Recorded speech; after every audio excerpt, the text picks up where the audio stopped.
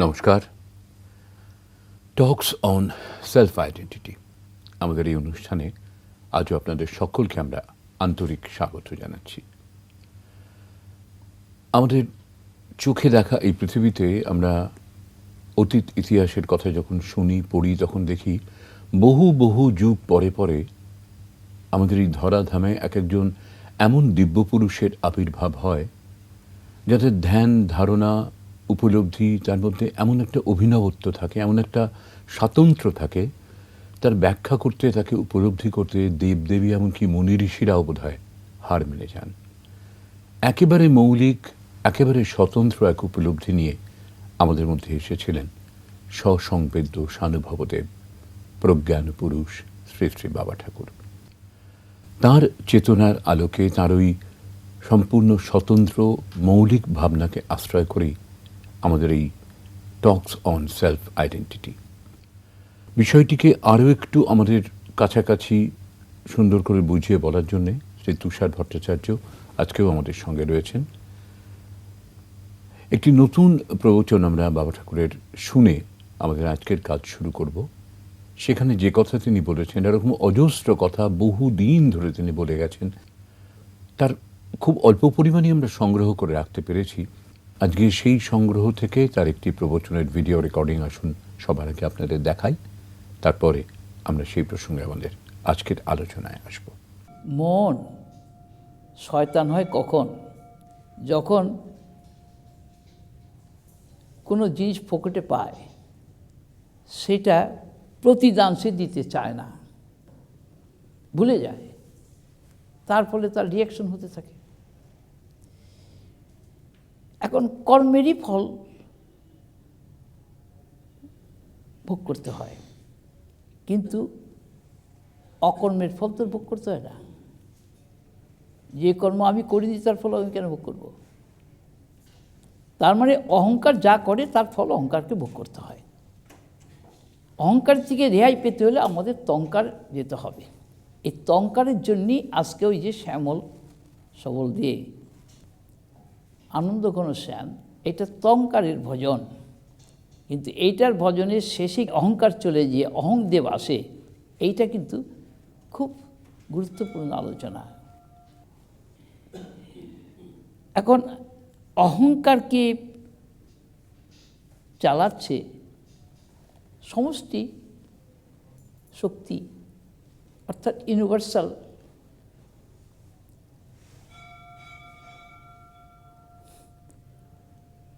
Being and becoming.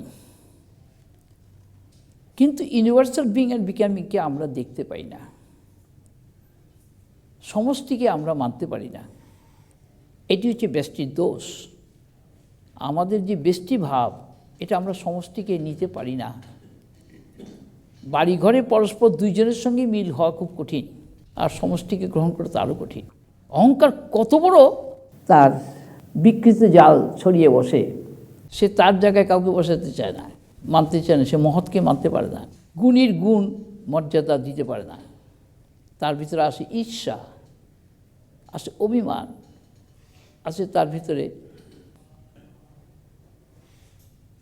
দোষ দর্শন। এখন এগুলির থেকে রেহাই পাওয়ার জন্যে যে ঔষধ, সেই ঔষধ বস্তু সাপেক্ষ নয়, ব্যক্তি সাপেক্ষ নয়, ক্রিয়া সাপেক্ষ নয়, শুধু অনুভূতি সাপেক্ষ। অর্থাৎ বোধই হচ্ছে একমাত্র সেই মহা ঔষধ, যা দিয়ে বোধের অন্তরায়গুলিকে সব দূর করে দেওয়া যায়, দূর হয়ে যায়। এখন বোধ স্বরূপ সেই আবির ভাবনার দ্বারা, by the remembrance of one's own self, which is knowledge absolute and bliss absolute, one can transcend all contradictions and troubles and miseries of the life. অর্থাৎ আত্মভাবনার দ্বারা অনাত্মা ভাবনাকে অতিক্রম করা সর্বাপেক্ষা সহজ উপায়। আচ্ছা, এই যে বাবা ঠাকুর বললেন যে কর্মের ফল ভোগ করতে হয় কিন্তু অকর্মের ফল ভোগ করতে হয় না, কোনটা কর্ম কোনটা অকর্ম আমি এটা বুঝবো কি করে? একটু আমাদের মতো করে বুঝিয়ে বলো। কর্ম আর অকর্ম নিয়ে আমরা আগেও অনেক আলোচনা করেছি। কর্ম তিন প্রকার: কর্ম, অকর্ম ও বিকর্ম। কর্ম নিয়ে অনেক সংজ্ঞা বাবা ঠাকুর দিয়েছেন। কর্মের মধ্যে অনেক ভাগ আছে। সকাম কর্ম, নিষ্কাম কর্ম, স্থূল কর্ম, সূক্ষ্ম কর্ম, নিত্যকর্ম, নৈমিত্তিক কর্ম, কাম্য কর্ম, নিষিদ্ধ কর্ম, এরকম নানা ভাগ আছে কর্মের মধ্যে। একটা কথা আমি পড়েছিলাম ওই ব্রহ্মাত্মবিদ্যা বইতে, একটা সুন্দর লাইন ছিল যে, লীলাময়ী মায়ের নৃত্যের ছন্দই হলো কর্ম। হ্যাঁ, তুমি অনেকগুলো কর্মের কথা বললে, কিন্তু এটা খুব কাব্যিক একটা লাইন। লীলাময়ী মায়ের নৃত্যের ছন্দই হলো কর্ম। হ্যাঁ। এটার মানে কি? লীলা করার ইচ্ছায় সেই সচ্চিদানন্দময়ী মা ছন্দে ছন্দে ধাপে ধাপে এই বহুরূপে প্রকাশ হয়েছেন। তার এই বহুরূপে প্রকাশ হওয়াটাকেই ছন্দে ছন্দে ধাপে ধাপে বাবা ঠাকুর কাব্যিক ভঙ্গিমায় বলছেন নিত্যের ছন্দ। হ্যাঁ, উনি তো সবসময় মায়ের কথাটা বলছেন যে মাই যেন প্রকাশিত হচ্ছেন তার মধ্যে দিয়ে, মায়ের লীলা খেলাটাই চলছে সর্বসময়। হ্যাঁ, বারবার বলছি যে এই বাবা ঠাকুরের এই মা কিন্তু কোনো নারী মূর্তি নয়, বা তোমার আমার ঘরের মা নয়, বা ওনার জন্মদাত্রী মা নয়। সেই মার কথা নয়। এটা হলো সচ্চিদানন্দময়ী মা, চিদানন্দময়ী মা, যাকে ব্রহ্ম আত্মা পাকা আমি বলা হয়। তাকেই বাবা ঠাকুর মা এই যে বলেছেন। ব্রহ্ম আত্মা এবং পাকামি কথাটা ঘুরে ফিরে বারবার আসে না, মানে ওটা একটা কোনো কোর ওয়ার্ড মনে হয়। নানাভাবে ওটাকে ব্যাখ্যা করা চলে, বা বহু ব্যাখ্যার পরিণতিতে আমরা ওইখানে গিয়েই পৌঁছই। কারণ বাবা ঠাকুর তো পাকা আমির কথাটাই তুলে ধরেছেন সবার সামনে। উনি তো পাকা আমির কথাটাই বলে গেছেন নানা ভঙ্গিমায়, নানাভাবে। সেই জন্য পাকা আমির কথাটা বারবার এসেই যাবে। তো এখন যাই হোক, এই যে লীলাময়ী মায়ের নিত্যের ছন্দই হলো কর্ম। এই বললাম যে তিনি যে ধাপে ধাপে ছন্দে ছন্দে নেমে এসেছেন, এটাই হলো লীলাময়ীর মায়ের নিত্যের ছন্দ। এই সৃষ্টিটা কিন্তু হঠাৎ করে ঘটে যাওয়া কোনো একটা ঘটনা নয়। বাবা ঠাকুরই বলেছেন যে এটা একটা প্রসেসের মধ্যে দিয়ে হয়েছে। এই পুরো সৃষ্টিটা হ্যাঁ। একটা প্রসেসের মধ্যে দিয়ে হয়েছে, একটা প্রক্রিয়ার মধ্যে দিয়ে এটা হয়েছে। তো এই যে প্রক্রিয়াটা, এই যে তিনি ধাপে ধাপে নেমে এসে এই যে তিনি বহু হয়েছেন, এই বহু হওয়াটাই হলো লীলাময়ী মায়ের নিত্যের ছন্দ। এটাই হলো কর্ম, এটা হলো ঈশ্বরীয় কর্ম। আচ্ছা, এই যে তুমি সৃষ্টি জগৎটাকে বলছো, এই জগৎটা তো আমাদের এক একজন মানুষের কাছে এক এক রকম ভাবে প্রতিভাত হয় না। কেউ কেউ যারা সুন্দর চোখে দেখেন তারা বলেন এই জগৎটাই হলো আমার কাছে স্বর্গ। আবার অনেকের কাছে এই জীবন, এই জগৎ, এই সবটা কিরকম যেন আতঙ্কের বিভীষিকাময় একটা অভিজ্ঞতা। এই তফাৎটা কেন হয়?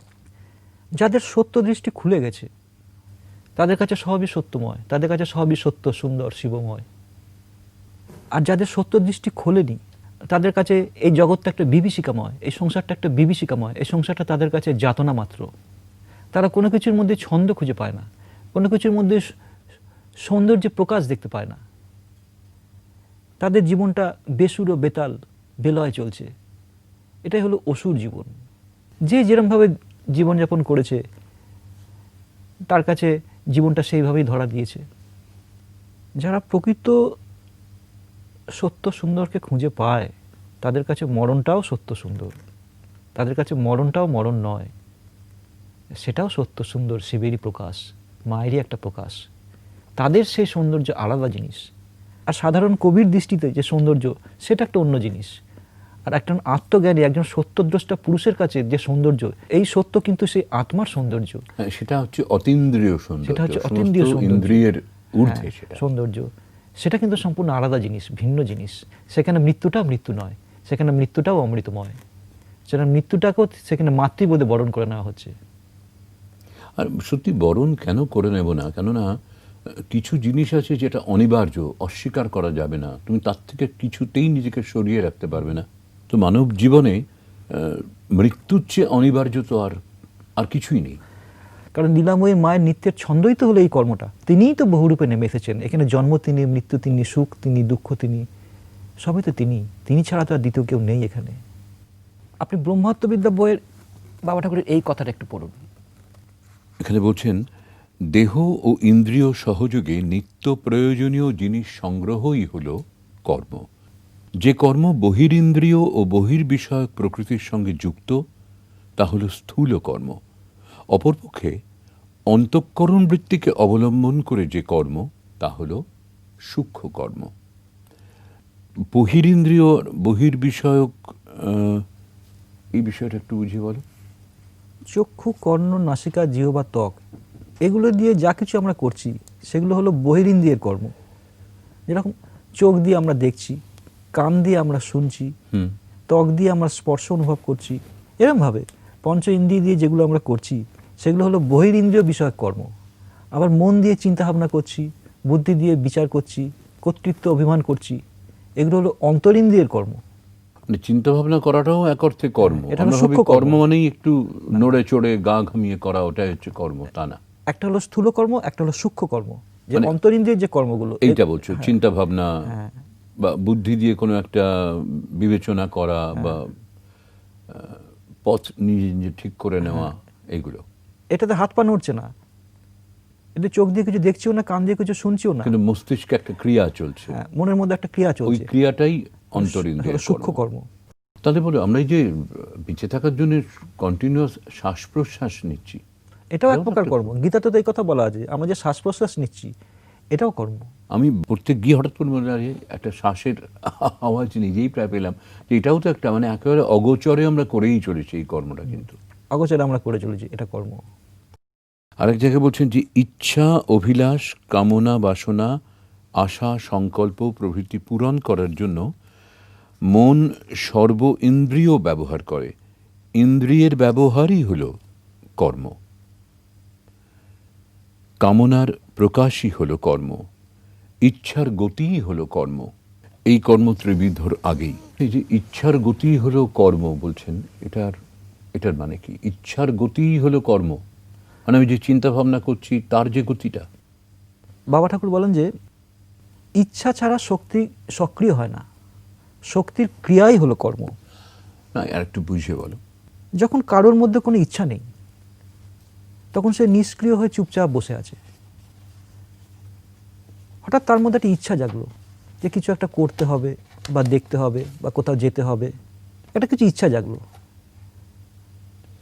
এই যে কিছু করতে হবে, এবার সেই কাজটা আমি কিভাবে করব, ভেতরে ভেতরে একটা প্ল্যান প্রোগ্রাম তার শুরু হয়ে গেল, একটা চিন্তা ভাবনা শুরু হয়ে গেল যে এইভাবে এটা আমি করবো, এইভাবে করবো। চিন্তা ভাবনা হওয়ার পরে এবার সে কাজে নামলো। যে সময়টা সে ওইটা নিয়ে ভাবছিল কিভাবে কি প্রক্রিয়ায়, তার মানে ওই ক্রিয়াটা তার মনের মধ্যে চলছে। ওটা হলো সূক্ষ্ম কর্ম। তারপরে এবার স্থূল কর্ম সেটা নেমে আসলো। প্রথমে ভাবলো, প্ল্যান প্রোগ্রাম করলো যে এইবার এটা এইভাবে করবো, এটা ওইভাবে করবো, একটা প্ল্যান প্রোগ্রাম হলো। তার চিন্তা ভাবনাটাকে বাস্তবায়িত করার জন্য যেটা করার দরকার এবার সে সেটা করতে শুরু করলো, তখন হলো স্থূল কর্ম। রাইট।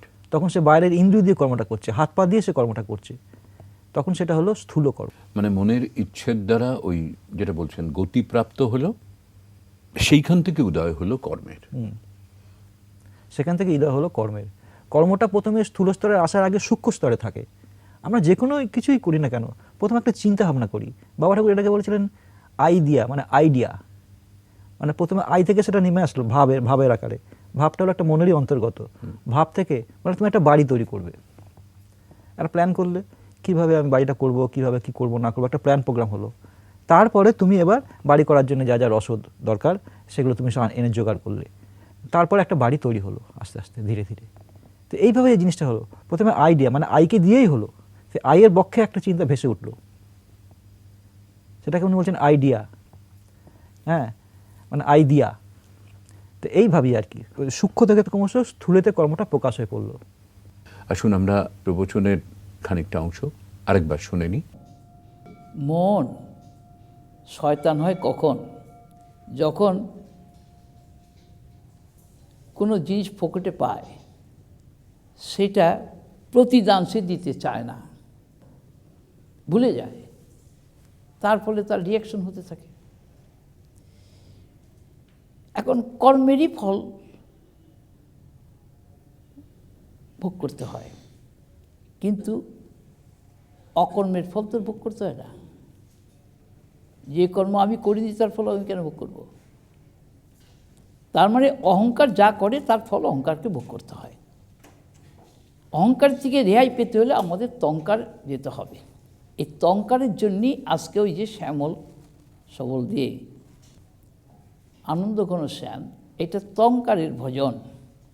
কিন্তু এইটার ভজনের শেষে অহংকার চলে গিয়ে অহংদেব আসে, এইটা কিন্তু খুব গুরুত্বপূর্ণ আলোচনা।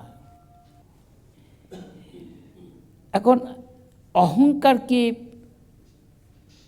চালাচ্ছে সমষ্টি শক্তি, অর্থাৎ ইউনিভার্সাল।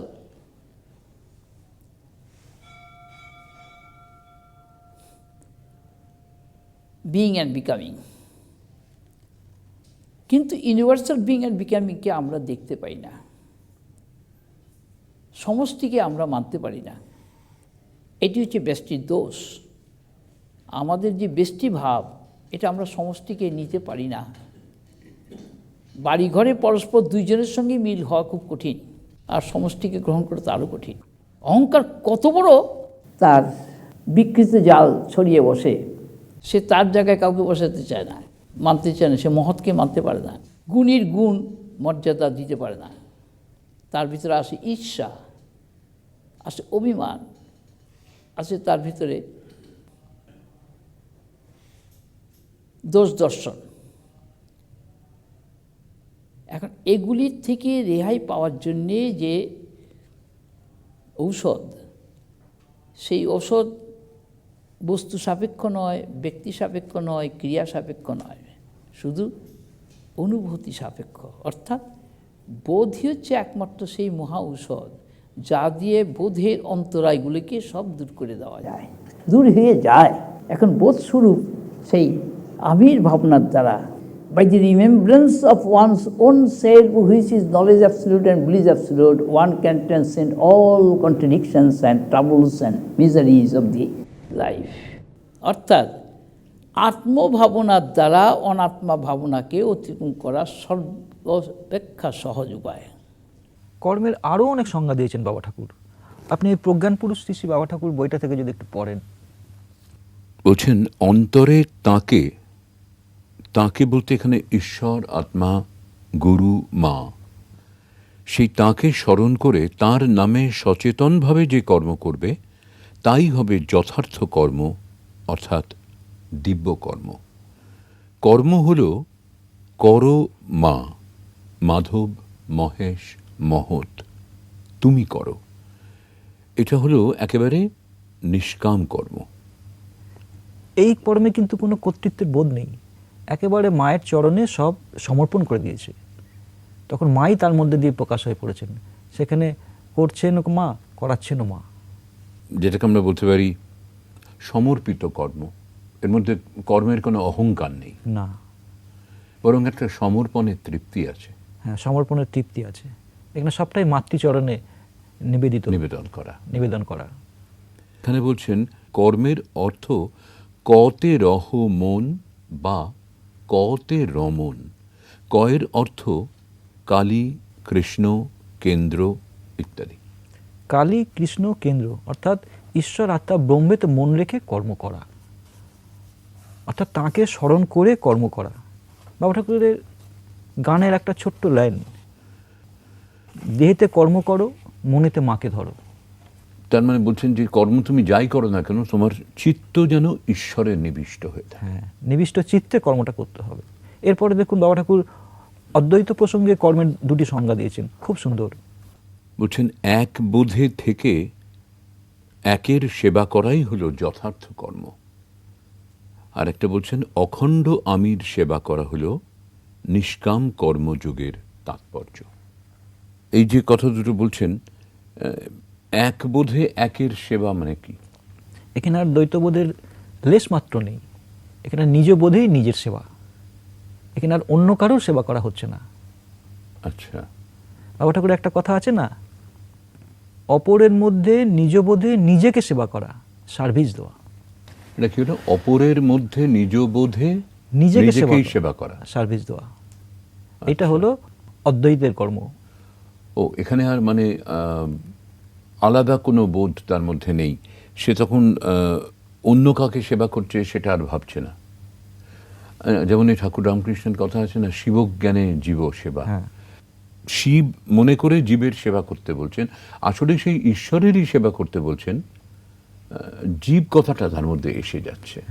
এটাকে বাবা ঠাকুর আরো রিফাইন করে বললেন যে এক বোধে থেকে একের সেবা, অর্থাৎ শিববোধে শিবের সেবা। এখানে আর জীব কথাটা আর এলোই না। ও আমরা কিছুটা লেখা থেকে পড়া এবং তুষারের বিশ্লেষণের মধ্যে দিয়ে এই যে অদ্বৈত প্রসঙ্গে কর্মের যে সংজ্ঞা বাবা ঠাকুর দিলেন সেটা তো ভারী সুন্দর, এবং সেখান থেকে শিবজ্ঞানে জীবসেবা তাকে আরও রিফাইন্ড ফর্মে কি এসছে বাবা ঠাকুরের ভাবনায় সেটাও আমরা শুনলাম। এখানেই কিন্তু শেষ নয়, এই প্রসঙ্গটা নিয়েও আমরা আরও একটু কথা বলতে পারি, কিন্তু আবারও সেই সময়ের অন্তরায়। সময় আমাদের আজকে একেবারে শেষ। আমরা সামনের সপ্তাহে এইখান থেকেই না হয় আবারও শুরু করব আমাদের আলোচনা। তুষার তো সঙ্গে থাকবেই, আপনারাও সকলে থাকবেন আমাদের সঙ্গে। আপনাদের সবাইকে নিয়ে সকলে মিলে আমরা প্রজ্ঞান পুরুষের তার সম্পূর্ণ মৌলিক এবং স্বতন্ত্র চিন্তাভাবনার আলোতে আবারও এই অনুষ্ঠান জুড়ে আলোকিত হব আমরা। ভালো থাকবেন সবাই, আবার আসছি সামনের সপ্তাহে। নমস্কার।